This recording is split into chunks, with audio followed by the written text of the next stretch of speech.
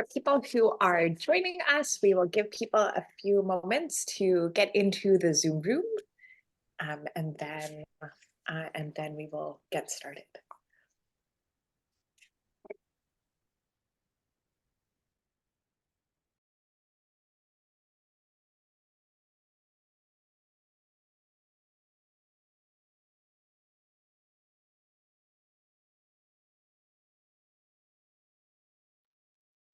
For people just joining us, we'll give people a few minutes or a few moments to arrive, and then get started.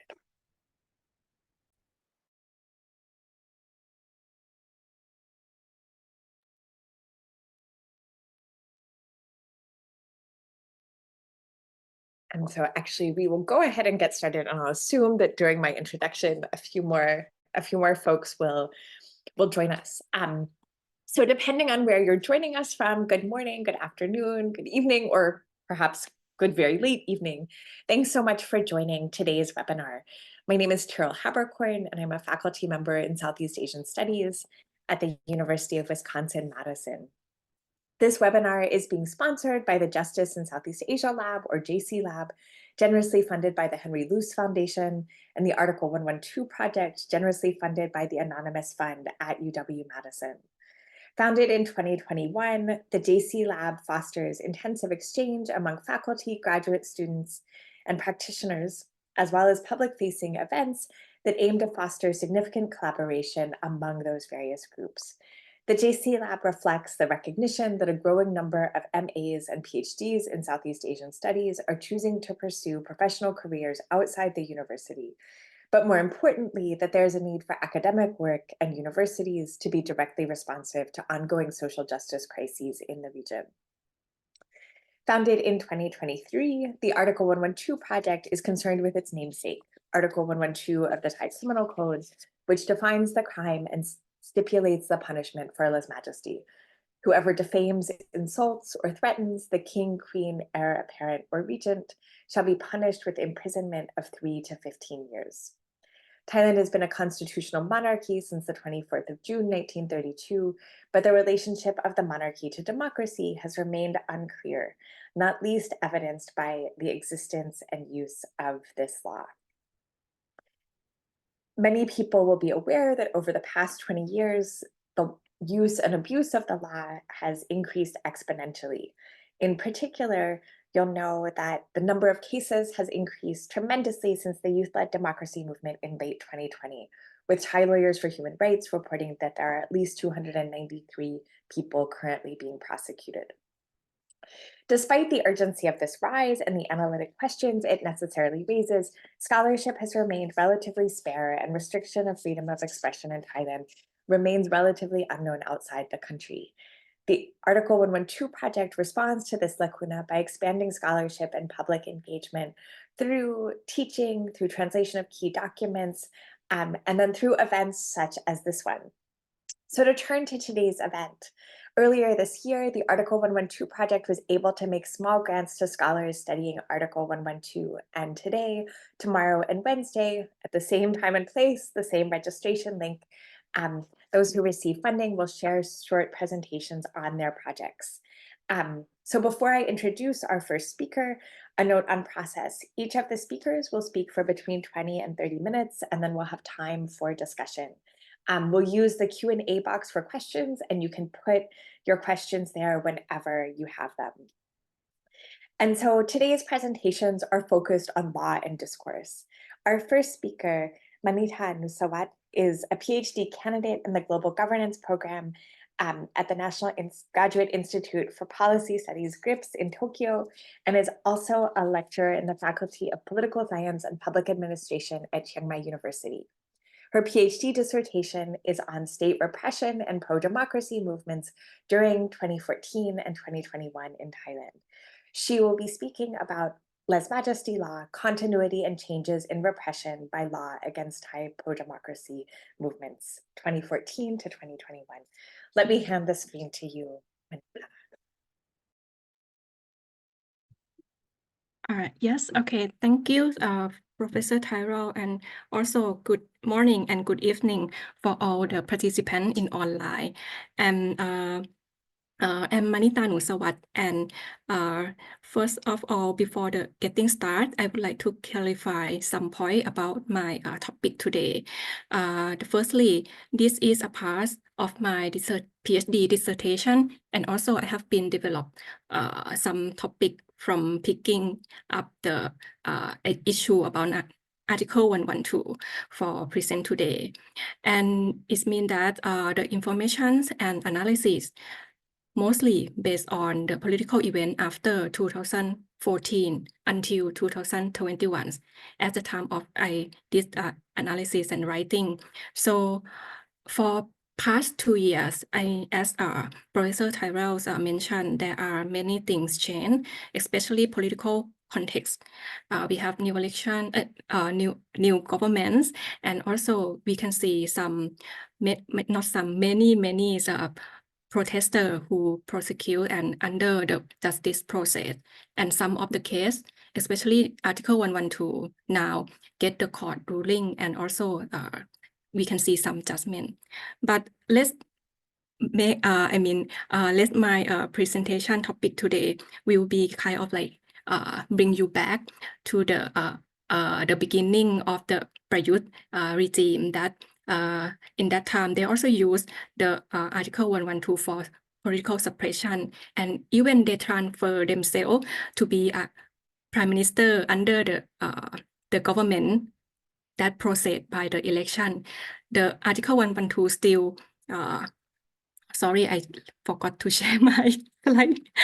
Still under his control, and also they use for suppressing the political protester in 2020 and 2021. Okay, So for my talk today, I will beginning with the introduction briefly, talking about my research topic, and then move to the overview of the political context after 2014 military coup, and then we'll focusing on the use of Lese Majeste Law between like almost 9 years of the Prayut regime, and then we'll go to the final part, talking about the justice process of the Article 112, and then get the conclusion. So because of the many information and details, so I will try my best to like capture the important point from my study, and if I cannot like elaborate some point, we can make a discussion after this. So for the research questions, as because of I see the phenomenon that the use of law becoming a prominent approach that Prayut regime used after 2014 until 2021, and also the use of Article 112 has not been reduced during his term, or maybe reduced for a short time in 2019 and 2020. 2018 to 2019, but mostly the trend is kind of like going up. So that bring me to the question is, what did make the use of Article 112 become more violent after the coup? And the second is, how did NCPO, which is, briefly called from the National Council for Peace and Order, and Prayut Chan-o-cha governments use Article 112 to strengthen state repression for suppressing pro-democracy movement. Before I answer the questions, I would like to briefly talking about the theoretical framework that I used try to answer my research question. I adopt a theoretical framework from the Slater and Finney in 2011. They argue that state power is the strongest institutional foundation for authoritarian regimes staying in power. So it is a very powerful source for authoritarian durability that the incumbent, especially authoritarian, has sustained their status quo through enhancing state infrastructure power mechanism. And actually there are several state mechanism, like for example, coercive infrastructure mechanism, or about the cultivating dependence mechanism, or about the extract revenue. But I focus mainly on the coercive mechanism, which is law and legal system as a weapon for the authoritarian incumbent to control opposition, to consolidate their power. And for the word repression by law is mean coercive effort to enforcing law and legal system to suppress political movement.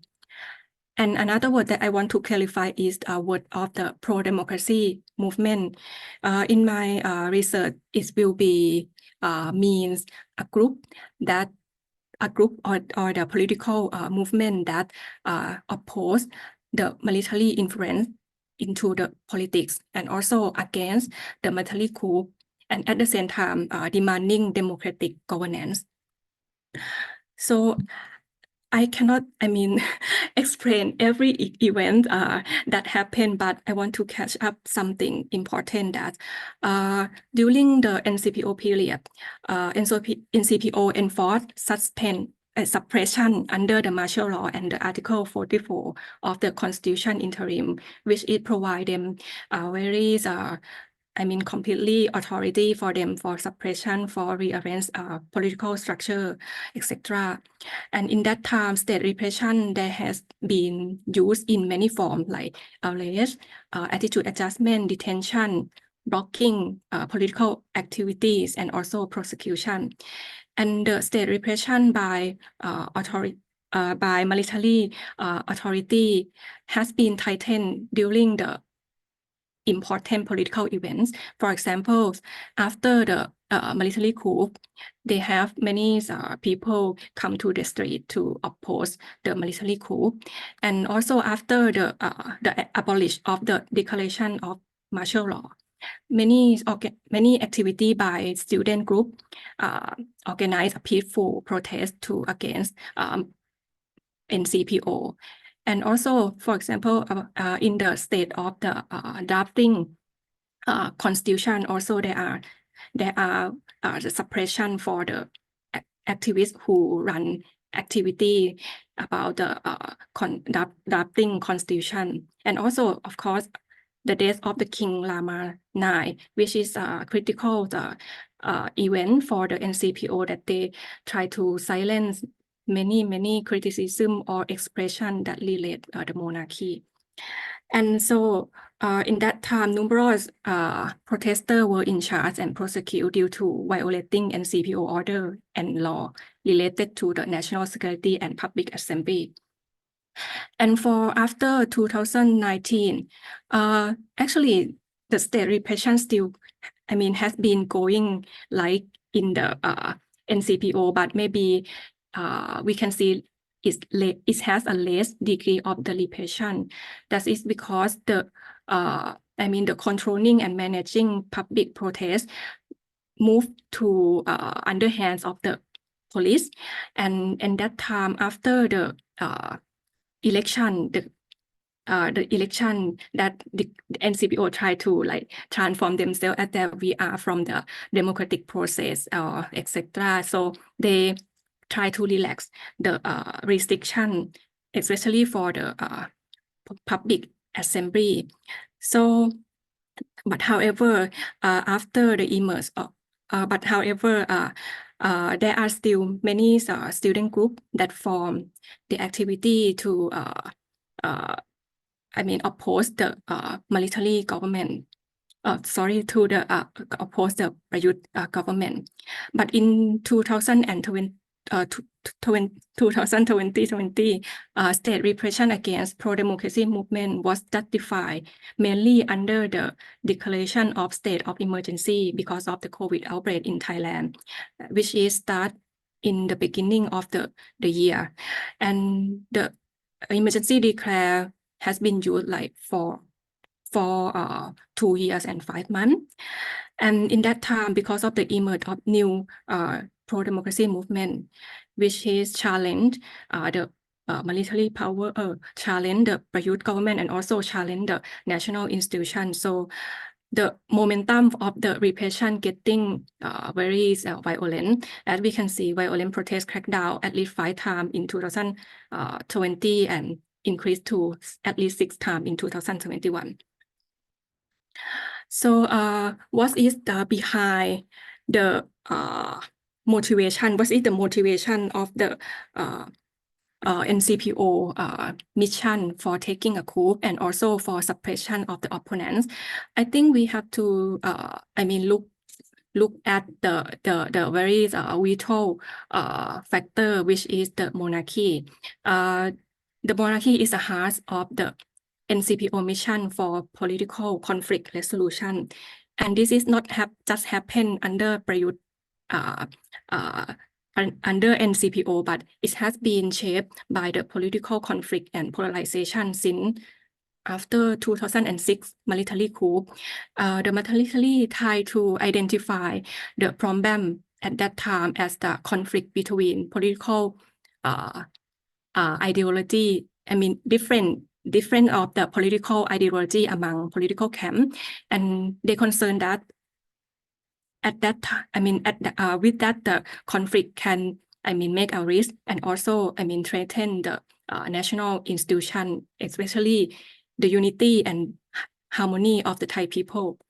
So for the NCPO, I think that they state clearly when they step into power and in the announcement that the monarchy is the heart and soul of the nation and remain above the conflict, and they also mention the one reason for justifying the military coup is that want to protect the national institution.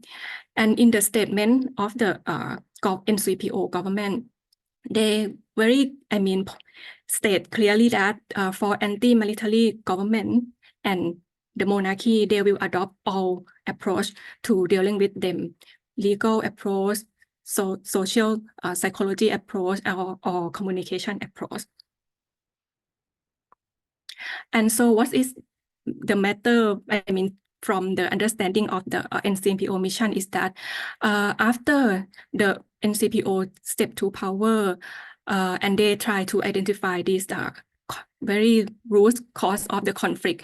So it's at the same time of the try to drafting a new constitution and also try to rearrange new regulation and political institution. They also enhance they also enhance the power of the security sector by broaden the idea of national security into the policy, into the practice. For there are so many sections that they broaden this idea into, but I will give you some example. Like they redefine the definition of the national security and emphasize that any threats or situation to the democratic regime of the government with king as the head of the state, it can be interpreted and also can be justified for them to suppress the threat to the national security. And also this happened in the constitution, to the new constitution that draft by the Senate, that backed by the military also. They identify the restriction of the rights and freedom in public assembly, that the Thai people should not use the right and freedom to endanger the security of the state, the good moral, the peaceful order. And also another important in section 49, we cannot use the right and freedom to overthrow the regime that they define. So another example in law is in the which is this from the plan for managing public assembly under the Public Assembly Law 2015 and the revised version in September 2020. During the political protest in 2020, So also they identify clearly that the assembly that break the boundary of freedom or the rights that's specific in the Constitution will be illegal in the perception of the loyal, for the police. So this is just the example in terms of law, but in terms of like institution, they also make some increasing in power of the personnel and also in the budget for securities things. So next, I will move to the use of the Article 112 during the 2014 to 2021. By using repression by law that empower with national ideology and the idea of national security, Article 112 can become very powerful weapon for authoritarian, particularly in the time that they have to challenge with the transition or challenge with any unpredictable crisis. As because this is the illegal action that very perceived as a hard charge for the defamation of the monarchy, and the punishment will make by the imprisonment for at least from 3 or 15 years. Yes, and in that time, some of the the officers and the authority under NCPO try to defend the use of the Lese Majeste Law in that period as to protect the rights and reputation of the monarchy. And this this is then try to like identify that this will proceed in the criminal justice process at a normal procedure, and who convict who under charge with the Article 112 can be get the convict with entitled to receive royal pardon. And the important things for the use of the Lese Majeste Law during after 2014 is that there are gradually changes in policy and practice that initially made by made by the NCPO. The policy of using Article 112 has been intensified. After that, in order to enhance the power of investigation and examination, it can be seen that the NCPO used the special laws in order to strengthen the power of investigation and examination in the police level and also in the judicial level. And comparing to the Prayut government in 2019 to 2021, I think the process is very the same as the NCPO initiate. But for the Prayut government, they tightened the repressive coordination against threats to national security during the time of the political upheaval by allowing the police and judicial process to function discharged. So this is the examples of the change in the policies. Actually, the important policy is developed in 2019 under the opposite government in that time, that the case of the Lese Majeste Law has been very strictly and very concerned by the state authority. So they set the commission for determination of the case. They set the guideline for handling the case and set the committee. Actually, started in the police level. And after 2014, many orders can be seen the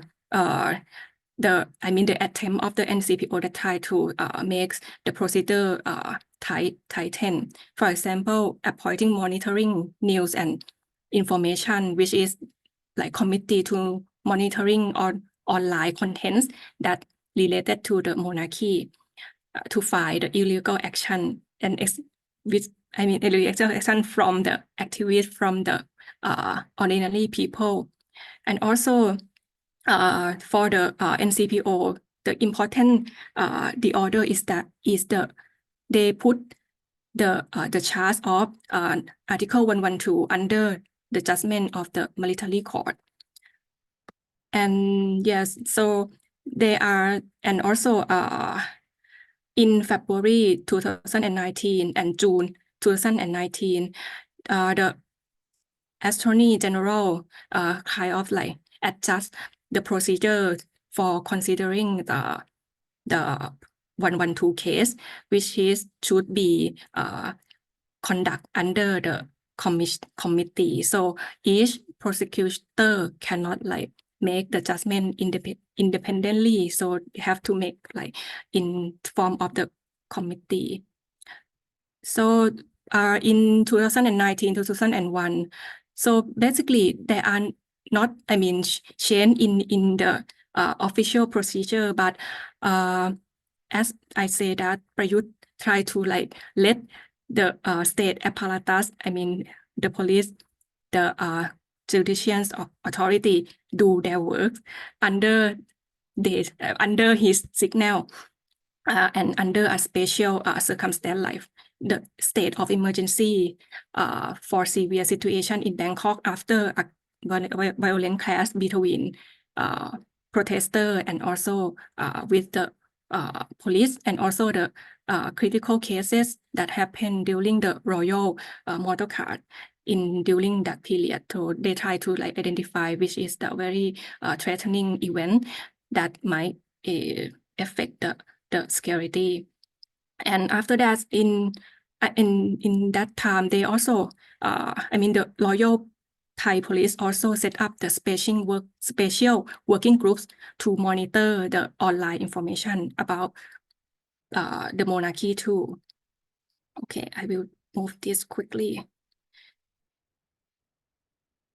So I might not be, I mean, talking in the detail, but I will show you that the case of Lese Majeste Law after the 22 May of the 2014, suddenly, I mean, raised after the military step to power, comparing to in 2012, at least 5 cases, in 2014, I mean, during the Yingluck government, like, which is have like at least 2 cases, the prosecution tend to, the use of the Lese Majeste Law was suspended during 2019 and 18 to 19 due to the government's policy.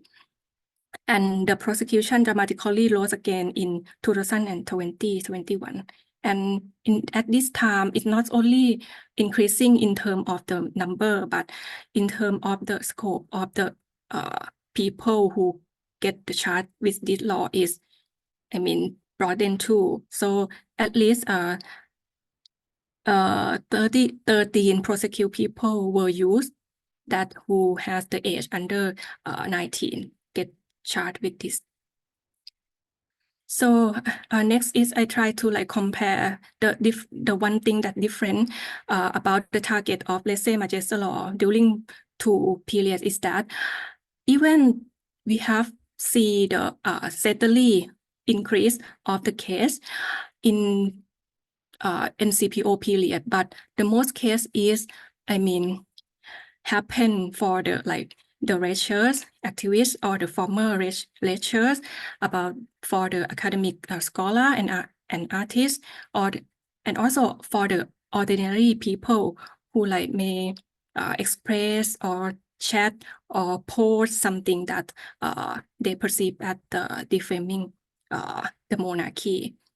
But on the other hand, about the protester, especially the young and the university group, in that time that they haven't been perceived by the NCPO as a threat, maybe because of, firstly, is about their demand or their action is, I mean, mainly focused for the anti-military and anti-NCPO. They didn't bring the issue of the monarchy into the public, as some of the activists that I interviewed told that in that time they see the violence and severities of using Article 112 with the red shirt and make them like think that, okay, this is a very critical and very dangerous time. So they will try to like be careful what they behave, what they express or doing a political activity that not touch that issue. And for the Prayut governments, this target change because of firstly there are a new group that rise in the 2020 and also the challenging demand, which is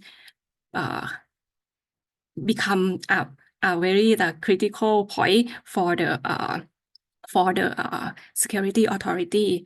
As one of the authority from the National Security Council told me that the one thing that make the processor difference between the two periods is in the first period of NCPO there are some processor that use the violence, use the physical violence, like for example like burning or destroying the royal picture or something like that. But under the new government of Prayut, it's not, they didn't use physical violence. At the beginning of the cycle of protest, they didn't use any violence. They didn't have a weapon to or arm weapon to like oppose the government. But the dangerous thing is the violent content that they communicate with the protester, the violent content that they public in the public place. And the perception of the threats of the targets of the Article 112 also change a little bit. From the focus from the group that have the idea to challenge the monarchy or overthrowing or destroying. But in the Prayut regime, in the Prayut new government, they have something like the anti-patriotism. They have perception for the anti the monarchy that try to overthrow democratic governance with the king as a head of state. So this is like overview that to compare between Article 112 with others. As you can see, it has it has a less number when comparing to violating NCPO orders or sedition of laws or public assembly. Okay, so this is the reason why during 2019 and 2018 and 19, that why the policy of using Lese Majeste Law was suspended. Is this because the government's policy, as Prayut revealed later, that the king has a mercy and he instructing him to not using the Article 112 for 2 or 3 years. So this is illegal action that has been prosecuted under an Article 112. It is mostly, most of the case is from posting online or expressing opinion online, especially from the Facebook and Twitter. And this is in 2014 to 2019. Okay. Okay, and after 2019, and so I will be specific to the periods of 2020 and 2021, which is there are very high number of prosecution, especially from the violating of the emergency decree. But for the Lese Majeste Law too, there has at least 166 person that prosecuted by this law, which in 1.5 years. When comparing to the NCPO, that's like 4 or 5 years, which is we can see the rapid increasing trend. So the reasons of the increasing of the case of 112 is that Prayut want to use this law as a weapon to suppress the political protester that disobedient his order. I mean, the law under the state of emergency, and also disorder the government that try to solve the political conflict, because before this they have a political upheavals, I mean, between the police and the protester in the middle of the October, and the government cannot stop the protester, and even Prayut asked them to stop and bring the issue into the parliament. They didn't stop. So they used the all charge of the law to enforce the illegal protester and disobedient protester, and especially for the demand that challenging to the national institution. And as it was clear when they answer the reporter, they said that, the Prayut said that they want to warning for the public that if it is necessary to use the law, all law, they didn't mention Article 112, but they said all law, the government will use, because the current situation has been maybe go beyond the limit and make unhappy with the majorities in that time. So they decided to use this, but it's kind of like signal, but they didn't say directly that they use Article 112. So what happened about the case that prosecution under this law is the trend is quite similar to the previous period, that the online expression will be target as the for this case, and secondly go for the public speech that from the political protest event, and other is the destroy the image or the royal protest, or presenting or labels or some symbolic, and also wearing or dressing in some like crop top, which is they imply that this protester try to challenge the monarchy. So this is not this is give the overview about the allegation that happened after 2020 that the case of the Article 112, go nationwide. That is because of the law itself that allow state authority and also ordinary people can report a charge to the police. And as you see, in Bangkok has the most of the case for allegation. So, and for the final part about the justice process, so I will go quickly because I think my time is going to finish now. What I want to point out is that justice process, can be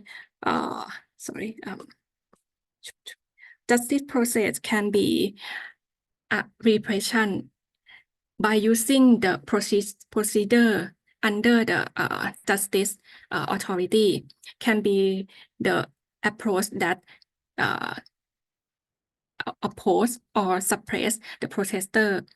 As one of the activists that I had the interview, they said that they didn't fear about the law, but they will concern about what will happen under the process of the judgment process of the court. So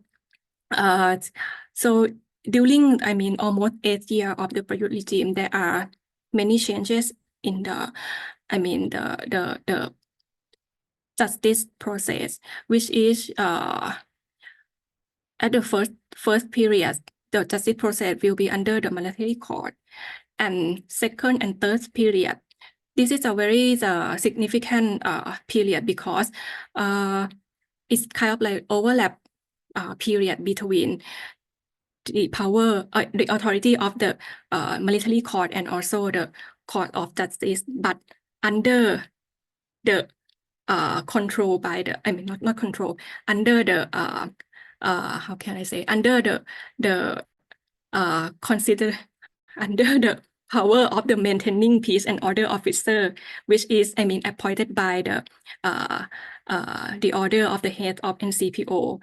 So this position is important because they let the military authority can like act like the police, like investigate, examine the evidence and get arrest the suspect people.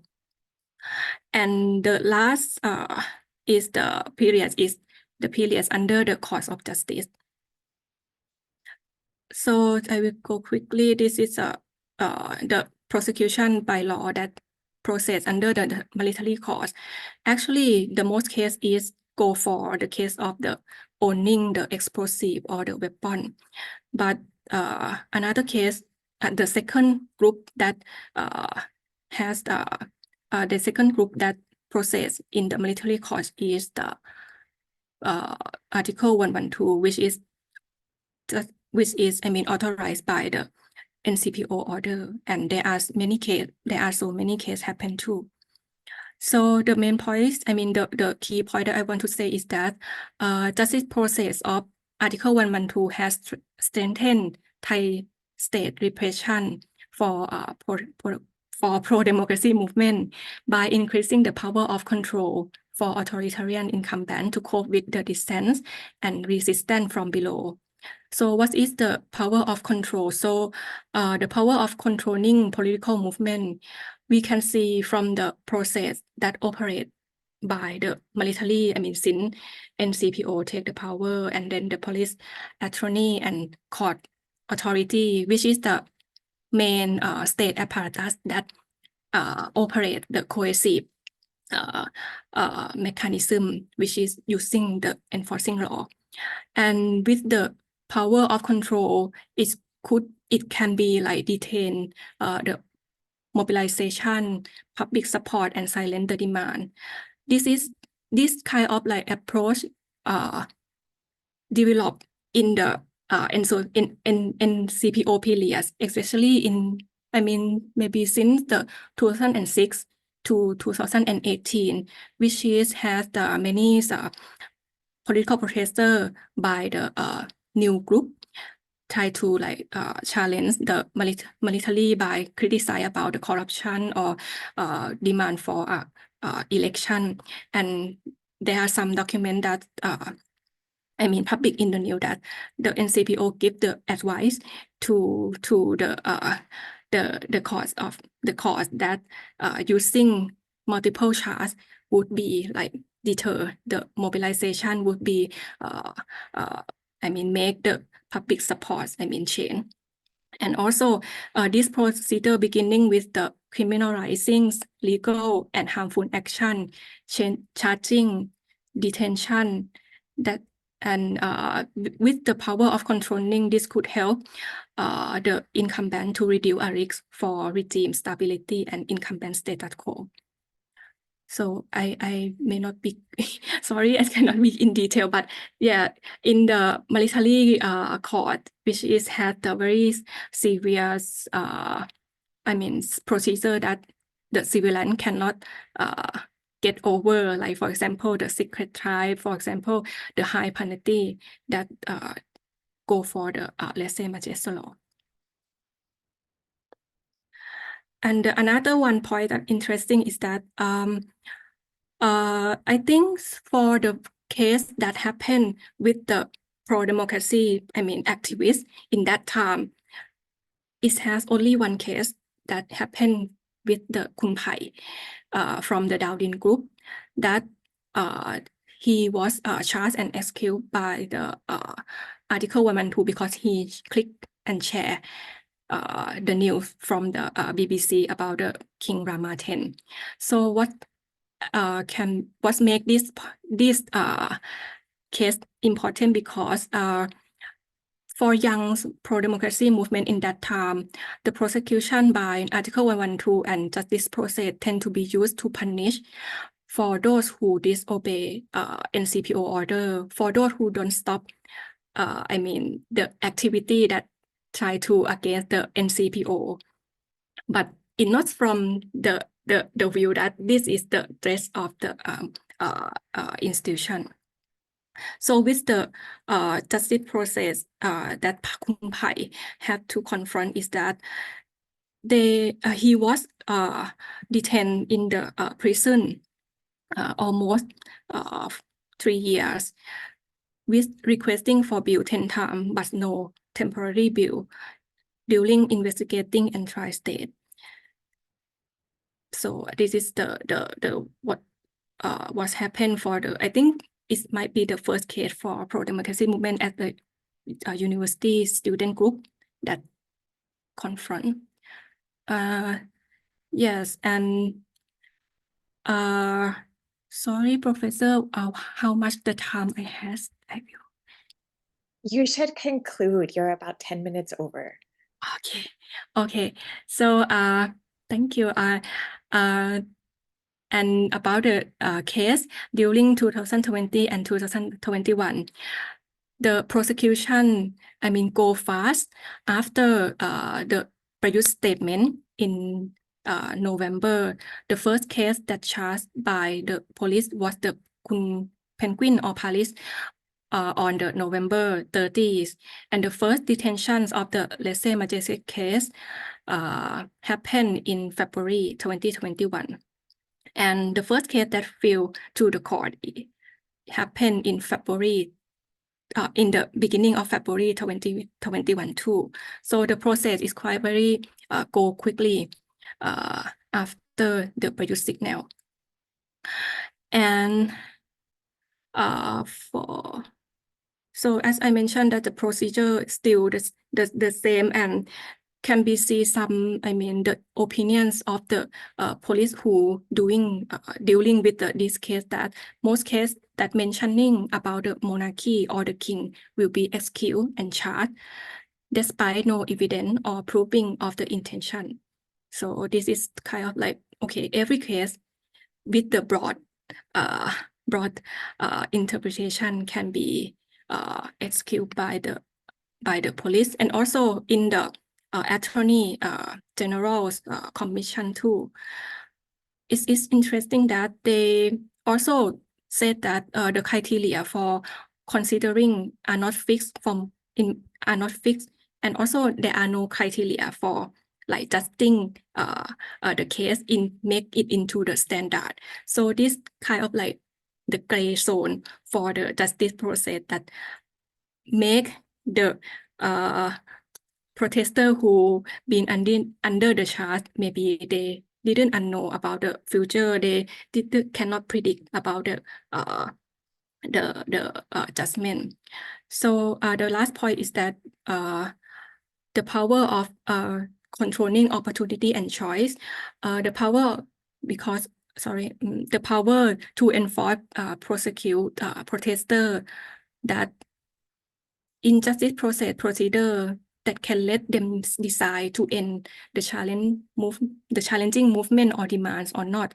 So the power the court played an important role because of enforcing coercive procedure, for example, detention, denying right to bail, impose strong restriction, or setting a very high money for bail.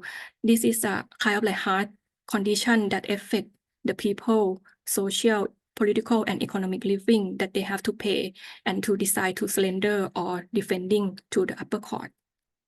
So, and as I may not go in this. Yeah, it is just like example to comparing between the two periods, what happened. And yes, this is an example of the pause imposed condition that very go strongly under Prayut government. They use like normal criminal procedure to suppress the protester by putting a very hard condition for them for living. So, okay, I think I will go for the conclusion that summary, the points here is, firstly, the influence of the military authority in political conflict solution, and after the military coup and its enhanced coercive state infrastructure power for suppression, shape repression for the pro-democracy movement in 2020 and 2021. And the second is the use of Article 112 and its justice process has been tightened through the state repressive coordination and operation amid the crisis that has impacted the degree of the state repression. And the last point is that justice process of the Lese Majeste Law has strengthened Thai state repression by increasing the power of control that the authoritarian incumbent can use to cope with the dissent and resistance from below, which is controlling political movement and controlling opportunity and choice for the protester. So this is the end of my presentation. And thank you for attention and Professor.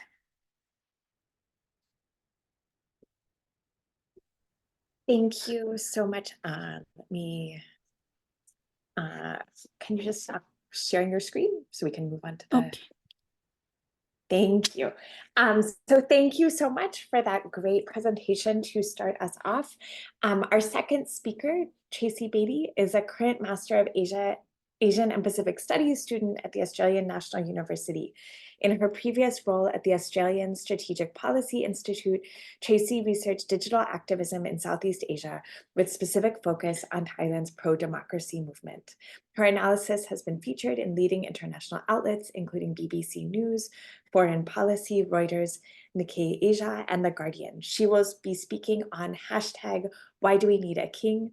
A discourse analysis of Thailand's anti-monarchy hashtag activism. Let me hand the screen to you, Tracy.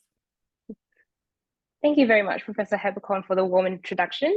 It is my absolute pleasure to be presenting, and I'm very grateful to all the participants here today for their time. Thank you as well to Manita for such an enlightening presentation on the weaponization of Article 112 prosecutions. I think it really sets an important backdrop for my forthcoming discussion. So let's share my screen.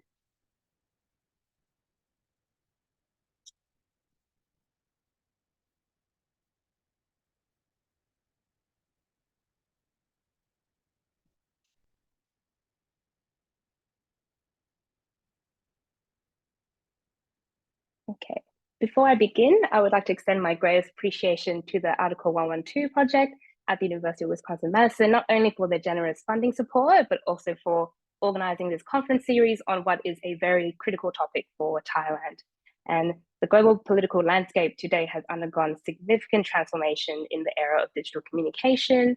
Online discourse surrounding Thailand's royal establishment thus offers a compelling study of this evolving landscape.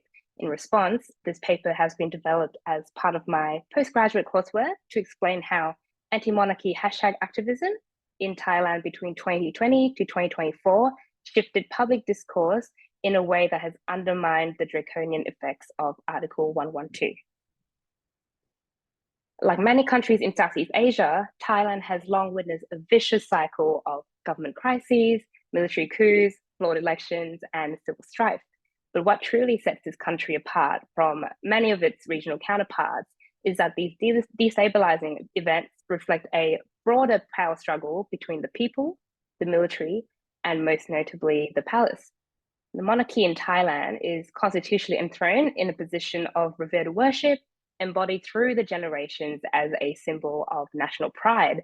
The royal establishment is protected by harsh laws that have long restricted citizens from exercising any forms of critical expression. Professor Heberkorn and Manita before have aptly highlighted these points on the crime of lese majeste or royal defamation under Article 112 of the Criminal Code. The latest statistics published by the Thai Lawyer for Human Rights reveal that the number of Article 112 lawsuits filed since the beginning of the youth protests in July 2020 until February 2024 have surpassed 300 cases, This figure does not include the other 1,293 cases filed against 1,954 individuals on separate charges relating to political expression. However, national dialogue on the monarchy in recent years has undergone a significant transformation, as these statistics on Article 112 have not stopped people from engaging in what we call hashtag activism on social media to break the royal silence. Since the death of the beloved King Bhumibol in 2016 and the subsequent ascension of King Vajiralongkorn, Thai citizens have been criticizing the royal establishment to an unprecedented extent. Trending online issues in the lead up to 2020 have included road congestions caused by police blocking traffic for royal motorcades, authorities shutting down a popular island for a princess to hold year-end celebrations with her friends, and a cinema asking customers to leave after they refuse to stand for the royal anthem. A new wave of activism then surged during the COVID-19 pandemic following the dissolution of the rising Future Forward Party, widely interpreted as a move to solidify Prayut Chan-o-cha's military coalition in power. This movement gained further momentum after the disappearance of exiled activist Wanchalerm Satsaksit, which coincided with the king's consolidation of authority. And these events have accumulated and sparked a nationwide youth-led democracy movement that generated mass protests, not just on the ground, but also in online spaces, calling for 4 major demands. 1 being dissolution of current parliament, 2 is cessation of state intimidation against citizens, 3, amendments to the military-backed constitution, and 4, perhaps the most controversial of the demands, accountability of the royal powers to the people. On to discourse and hashtag activism. So while societal elites traditionally hold authority in manipulating public language to serve their agendas, the power asymmetry between them and everyday people is reduced in the online sphere. So the entry of new media, from personal blogs to newspaper articles and online comments, have created new possibilities for people to disrupt state narratives and overcome autocratic repression. To define what a hashtag is, it is a metadata tag with words and combination of numbers preceded by a hash symbol to identify content on a specific topic online. And Twitter, or X, although I still refuse to call the platform as such, is the first social media platform to introduce hashtags before other platforms such as Facebook, Instagram, and TikTok followed suit. These hashtags have become a very important development tool for social research in various fields because it allows us to track how social movements and public debates evolve around time and space. So pioneering linguists such as Norman Fakelow, Ruth Wodak, and Michael Halliday have identified that discursive language can shape people's understandings of the processes, relations, and structures of the material world. Against this backdrop, hashtag activism plays a major role in constructing a frame of reference where people can discuss ideas, raise awareness, and mobilize change. And this is achieved through what Greta Boring and Aim Sinpeng describes as a dual linguistic function that carries not just textual meaning, but also a narrative function that weaves together solidarity. Thailand has experienced one of the most rapid growth of technological adoption in Asia since the internet became commercially available. According to Data Portal, the country now holds 50 million active social media users, which is nearly 70% of the population. In the online world, even as we speak now, rights activists and youth groups are typing out hashtags to openly discuss the secrets and scandals of the royal family that have been hidden behind closed doors for over a century. Between 2020 and 2024, these hashtags displayed on the screen were among the highest trending online, used in millions of social media posts to voice resentment against the monarchy. And these hashtags were also used in parallel with those linked to the pro-democracy movement, which focused more on condemning the military-dominated government at the time. For the purposes of this paper, I provided, as shown here, the original hashtags in Thai alongside my personal translations in English. And as you can see, there is great diversity in the linguistic and stylistic choices for the hashtags, some being a lot more strategically direct than others. Hashtag Vajiralongkorn, the murderer. Local observers have deemed this open criticism of the palace the first of its kind in Thai history. Before we move to the methodology section, a particular hashtag that I would like to draw your attention to is hashtag why do we need a king? This hashtag emerged as one of the earliest displays of anti-monarchy sentiment online. According to independent outlet Prachathai, this hashtag was used more than 1 million times in 24 hours and delved into politically sensitive topics that some of us might be familiar with, which includes vast royal wealth, disgraced royal consorts, mysterious family death, even the banned video of a poolside birthday party for a poodle named Fufu made its rounds on the internet thanks to this very hashtag. As it shows, this massive volume of usage within such a short amount of time really highlights that people in Thailand are realizing their strength in numbers and also in their shared experiences of resisting against illiberal leaders.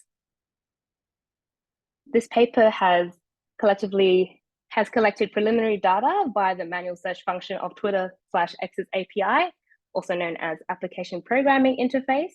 This API is very beneficial for filtering tweets related to certain topics, not only within specific periods of time, but also by the number of retweets or mentions received. And as part of this research, only publicly accessible tweets in Thai and English language related to anti-monarchy keywords and hashtags were collected, all of which were original posts. Retweets and data from other sources were excluded. The tweets were then examined through a thematic analysis, which enabled me to contextualize behaviors online and hashtag dynamics within Thailand's very unique political landscape. However, social media analysis presents some limitations for us, perhaps most notably on claims of generality. A lot of scholars have rightfully emphasized that behaviors we see performed by online users do not represent the entire population. But despite this large volume of data generated by social media users, a specific range of people use social media at much higher rates, such as the younger educated groups in urban areas in Thailand, Bangkok, let's say. Therefore, the representation among all populations within a specific research area cannot be guaranteed.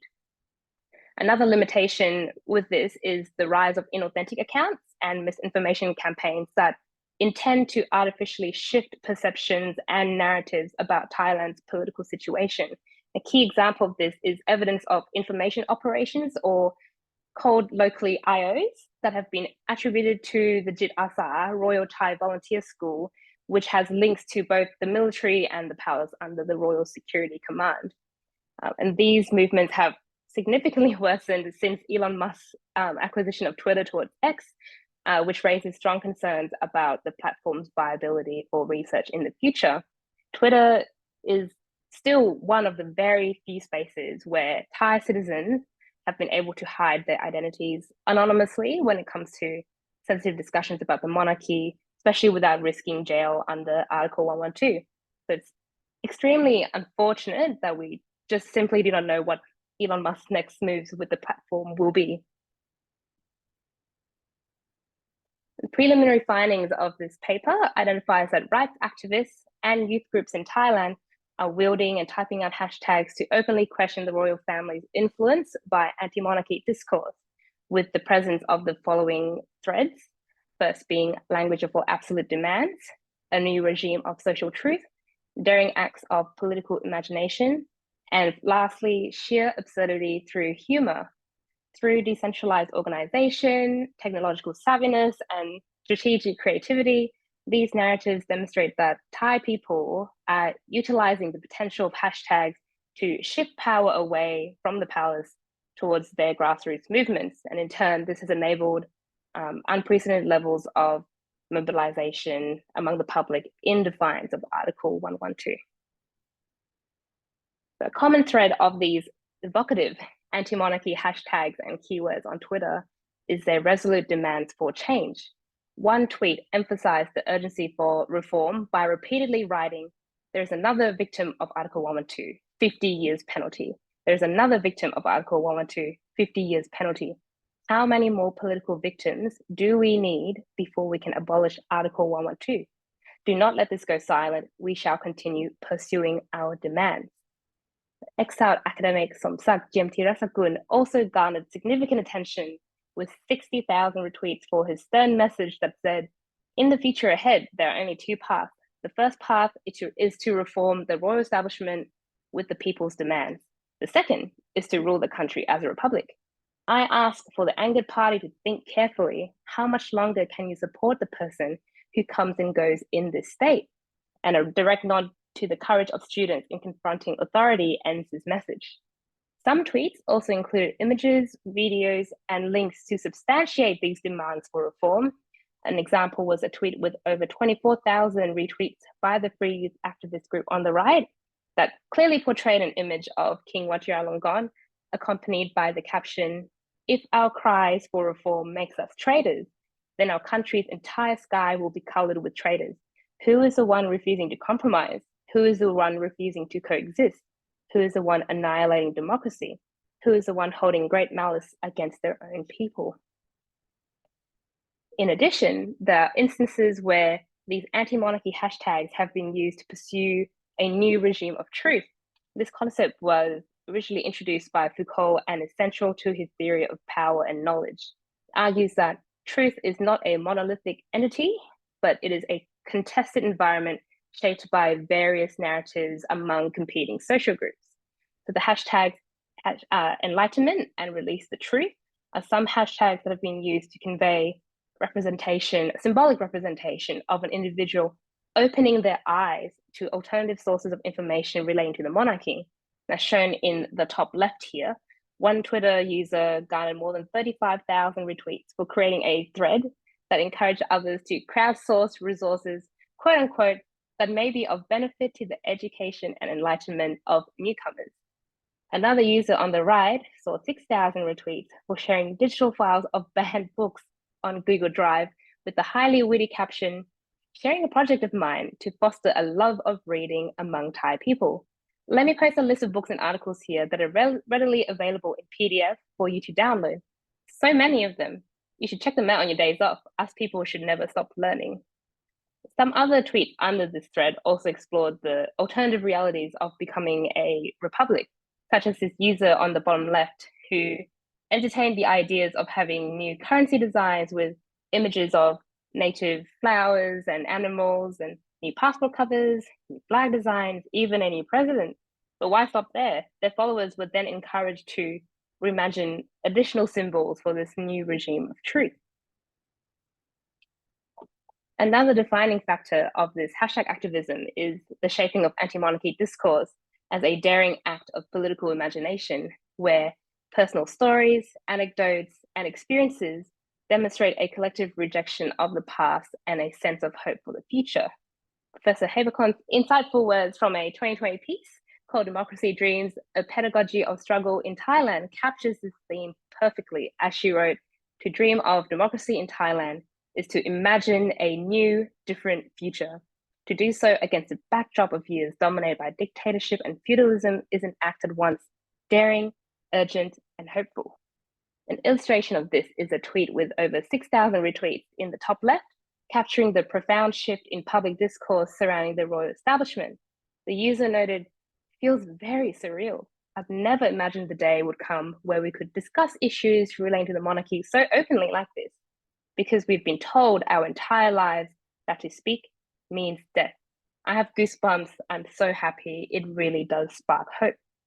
Another tweet on the right, accompanied by photos of young activists from the anti-monarchy Talutwang group, embracing, reads, "The children of today are the national leaders of tomorrow. But what the current adults of this country are doing is shattering the dreams of these children simply for asking questions.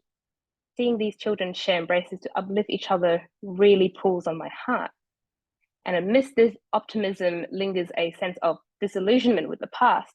The final tweet on the bottom left here articulates that, "When I was little, my mother told me I was lucky to be born a Thai citizen. Once I grew up, I knew this was wrong. To be born a Thai citizen is worse than living in hell. Hashtag abolish 112, hashtag why do we need a king." These sentiments, echoed by countless of individuals, demonstrate this rejection of the status quo and also just a wanting for a better future. Many of the anti-monarchy hashtags and keywords on Twitter are often accompanied by very creative memes, hidden messages, and inside jokes or code words such as Ben 10, Justin Bieber, Daddy and He Who Must Not Be Named to downplay the monarchy's propaganda as playful satire. The first tweet here is one of my favorites, as one would not expect 1975 Monty Python and the Holy Grail to be the cultural reference of choice for anti-monarchy discourse in Thailand. 7,000 retweets for I am your king. I didn't vote for you. Facts. Hashtag Republic of Thailand. Very, very straight to the point. I would also like to argue that there is an international element here with English language used to boost global visibility for the anti-monarchy agenda. On the right here is a poster shared by the student group United Front of Thammasat and Demonstration, calling for a crop top rally at one of the largest shopping malls in Bangkok. And this was after a 16-year-old activist was charged under Article 112 for wearing a crop top at a pro-democracy fashion parade a few months prior. And I believe this case was captured under Kun Manita's research findings earlier as well. The choice of visuals here are a lot bolder, and you can see on the right, the incorporation of the Thug Life sunglasses meme barely hides the two crop top adorning individuals in question. And as a side note, this image of King Vajiralongkorn was what influenced the Justin Bieber nickname. You can just see how striking the similarities are for online users in Thailand to enduringly call him as such. Turning back to the bottom left, you have Parit Juarap, or Penguin, one of the student leaders of the Thammasat group, tweeting about his experience at this rally. If you asked whether I was embarrassed today, to be honest, I was so damn embarrassed.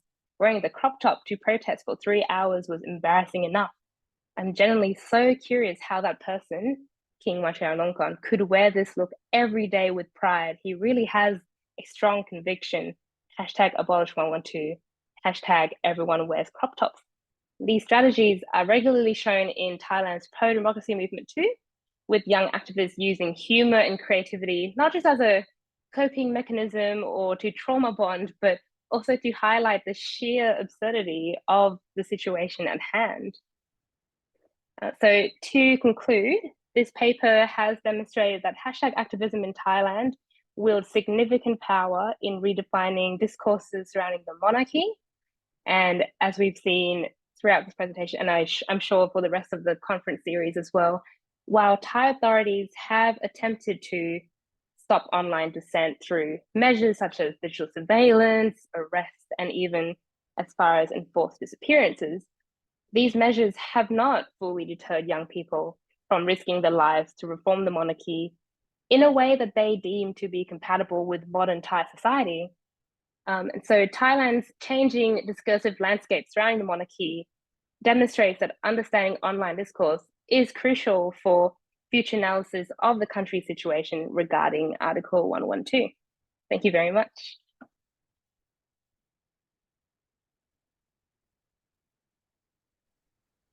Thank you so much, Tracy. And so while folks are formulating their questions and putting them into the Q&A box, I wanted to start. I was so amazed by both of your presentations, and so I wanted to just share a question with each of you, which is that Adan Manita, I was so struck by the way in which you trace how national security law has changed its meaning and also expanded in different ways from the period of the NCPO up until the present, and how in a sense that shift in the meaning of security has been used to repress people in line with Article 112. And what I wondered is do you think the meaning of security and national security itself has also changed? Or do you see what's happening now in the name of security, national security, as being just an intensification of what existed before? Yes, for the meaning of the national securities, I mean, after national NCPO is slightly changed from the they broaden to cover the security that I mean, human security, economic security and also social security, which is broaden the meaning.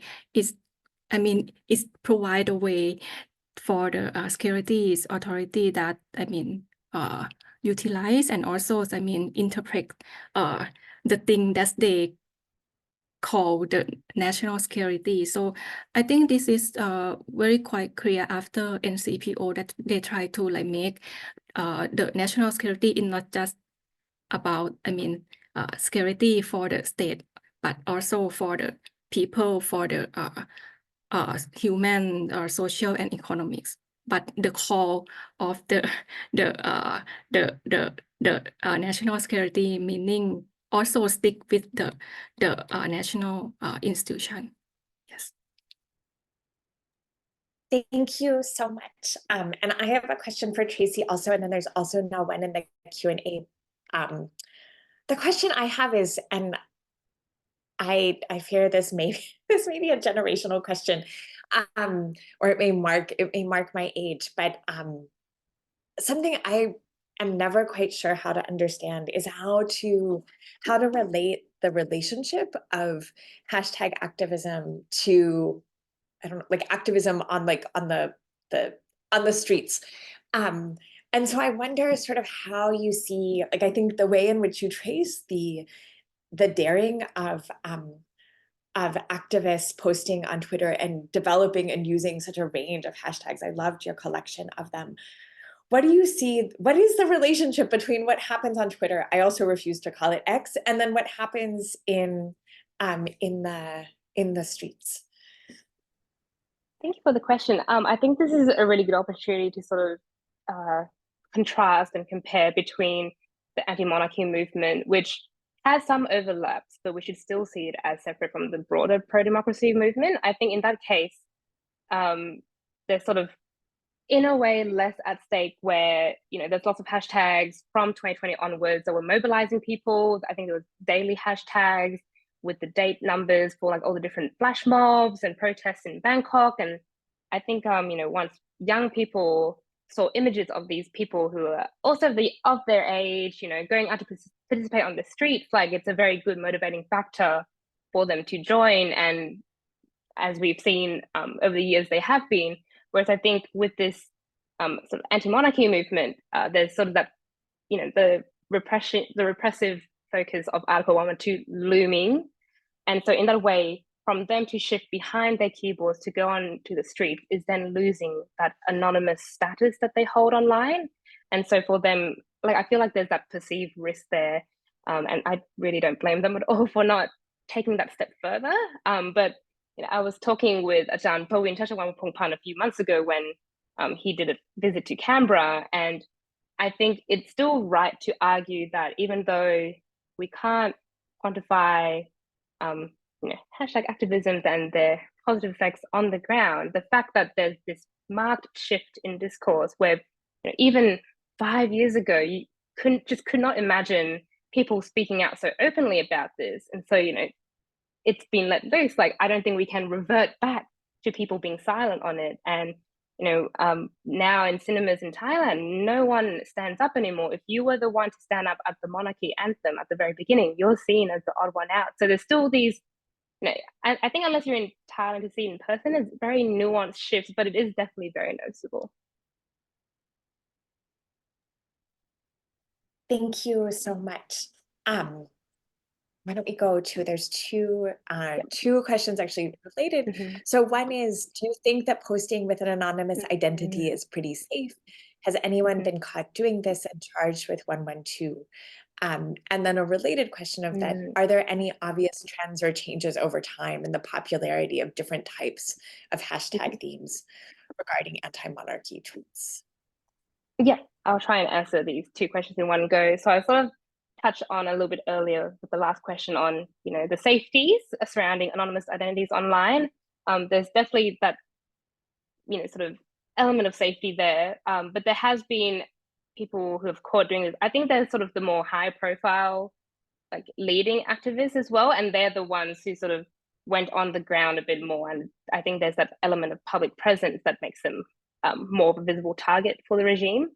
But as I've mentioned before, hashtag why do we need a king was used more than 1 million times in 24 hours. There might not be 1 million users, you know, posting about that. Let's say it's 10% of that. There's definitely not enough capabilities in Thailand to be arresting every single one of those users. And you know, like it happens all so rapidly. It's constantly evolving. Like the authorities were struggling to play catch up to these people when they were tweeting about this.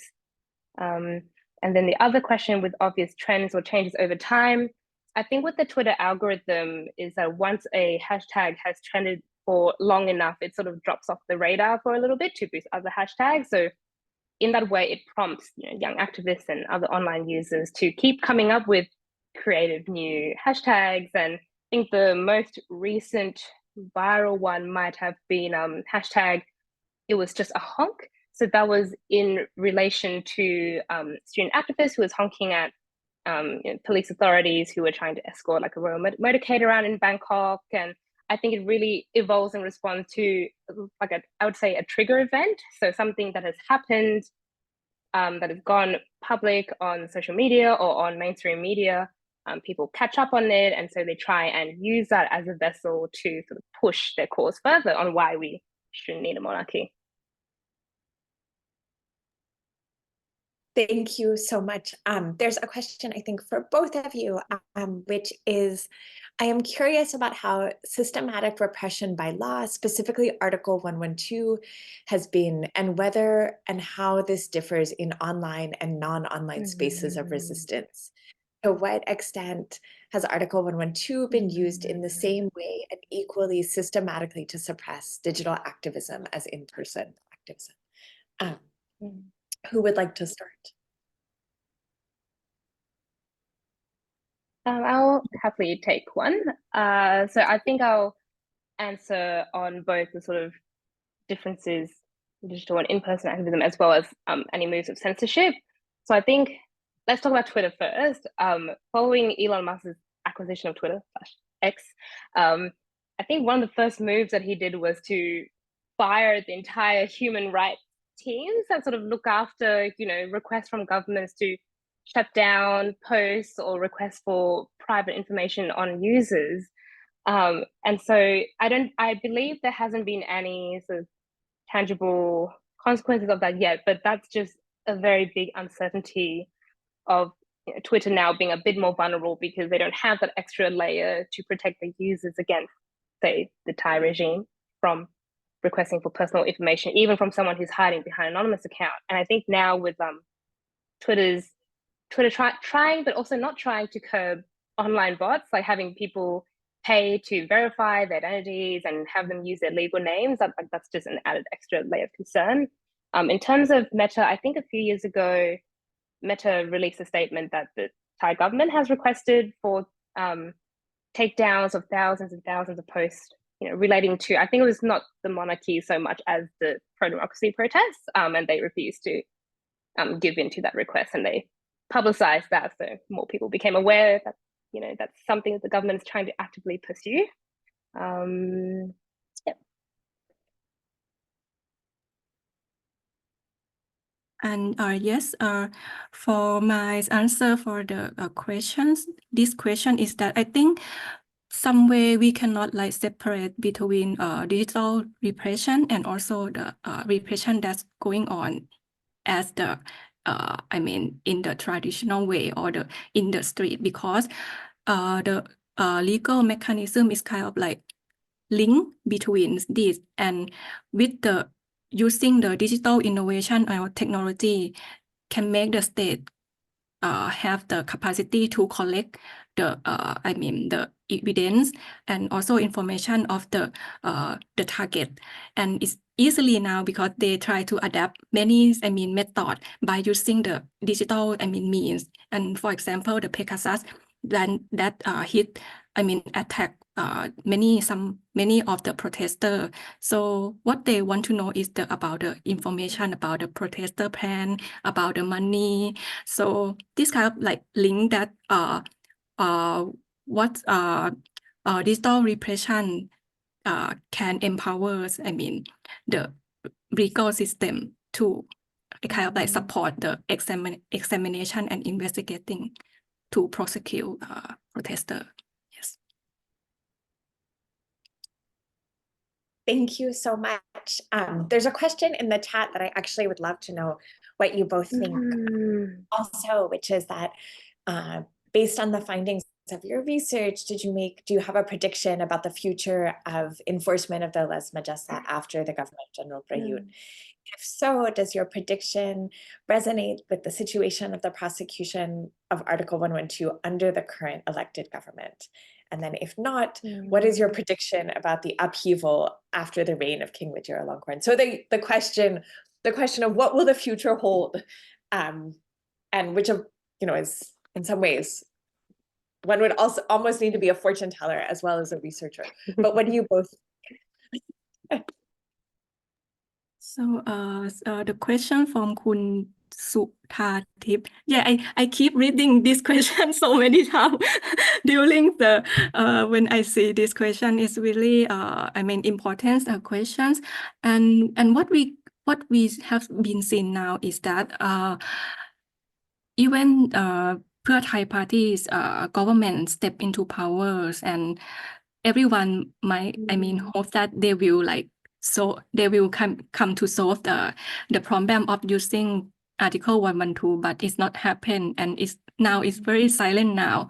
And at the same time, the process of the justice that dealing with the protester undergoing, and some, I think because of the very strong cohesive power infrastructure that embed that in the state apparatus, both ideology and other personnel and resource capacity, that make this kind of power very legit. And personally, I think it's very hard, to change this kind of state to accept that we have the problem with the Article 112. I think we need their government to have to take this topic, this issue very serious. And for the Pheu Thai party now, I think because of the condition that they have, so now they have to meditate with the elite, so they cannot touch Article 112 now. As you can see now, about the issue about the amendment Article 112, or even the issue about the amnesty of the political case, is very, I cannot hear the voice from the Pheu Thai party, loudly enough that they concern this problem. So yeah, it's I think with the kind of cohesive state power that we have now, the case of Article 112 can be happen in the future. So now it's maybe the situation is quite very, not violent comparing to the previous, but it could happen, in the future, if there are any challenge that incumbent have to dealing with the elite, and this issue can be bring to the table. Yes. I think Manita is very spot on. Someone once said Thailand is the land of compromise. Isn't that right?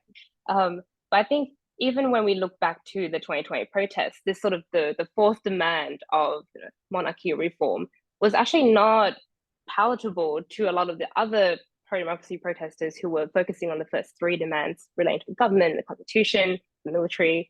And so now that they're an elective government coming in now, a lot of people are just happy with that sort of facade of democracy, even though there's dealings behind the scenes and secret negotiations overseas. For many people, that is enough. Thailand is in a peaceful state as it is, and it's really up to the government of the day to work around the issue of the monarchy. But as we've seen with Future Forward and Move Forward, that's just how the system is in Thailand, and if you choose to challenge it, then yeah, you don't last, unfortunately. we are almost out of time, but I wanted to just share one final question sort of for you both, and to say to offer that you could each sort of offer your concluding comments in response to this, which is I wonder if you're seeing this online monarchy activism as also shifting the contours of online political discussion in Thailand, or offline political discussion in Thailand, i.e. citizens standing up in cinemas. Does this mean that citizens dare discuss the issue without retorting to naming and shaming or legal repercussion? In other words, has the online boldness opened up or created democratic space, or is it only resistance still? And then with the caveat of maybe too much to hope for now regarding the extension of digital repression that Ajahn Manita speaks about. So what do you both think? I would like to draw on Kun Noina's points in the Q&A here, which is very interesting and worth pointing out that the fact that ultra-royalists can still file charges of Article 1 and 2 against other people, unless that changes, it's very difficult to say that there will be, fair and respectful discussions without this element of legal repercussions. In terms of like politics and governments, I mean, we've already seen, I've personally seen on social media a lot of infighting within the democratic factions between Pheu Thai supporters and the Move Forward supporters and all these sort of other minor parties going against each other. And I guess that's like vibrant debates as well, but there's a lot to reconcile before we can hope for too much more. I was very optimistic going into the election, and I'm sure many of us were, but I guess with time comes a little bit more cynicism.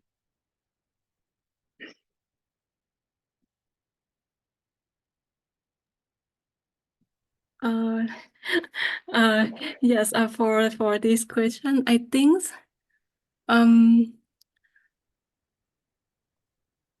I would say that if the elite open-minded and understanding the current situation, I mean, in the disrupt world, in the changes that happen, I mean, politically, socially, and economically, they should recognize the change that has been come now, and yes, and this is why the article 112 has, I mean, control us to, I mean, control to think about the way of the solution or the way of the solve the problem, because I mean, most of us, I mean, realize that it's very hard. I mean, very hard, but I still hope that some change can happen.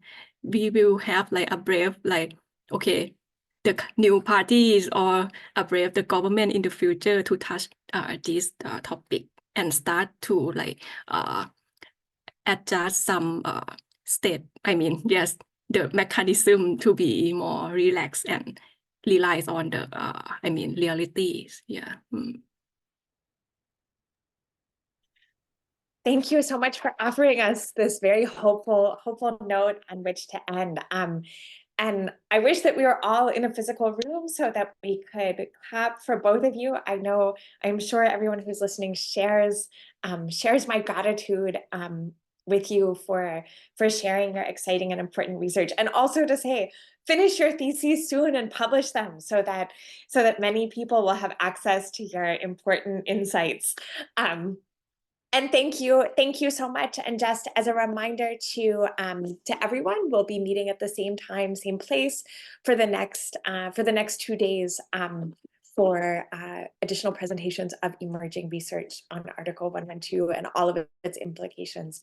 So thank you so much. Have a great day for those in North America. Great afternoon if you're in Europe, and a great evening if you are in Asia and the Pacific. Thank you so much. Yeah, thank you, everyone. Thank you.